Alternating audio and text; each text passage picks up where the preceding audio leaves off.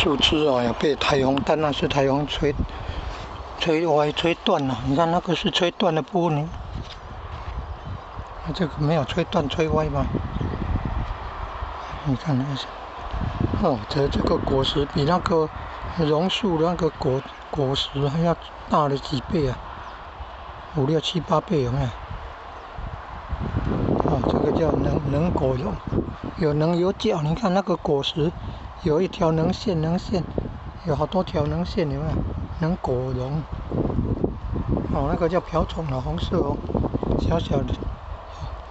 瓢虫对付那个蚜虫啊，蚂蚁要吃蚜虫的分泌物了。有蚂虫的，有蚂蚁的，可能也会有蚜虫，所以要用那个清洁剂，那个让它多抹一抹，抹那个树枝来抹到那个蚂蚁没有办法爬过去，会粘住啊。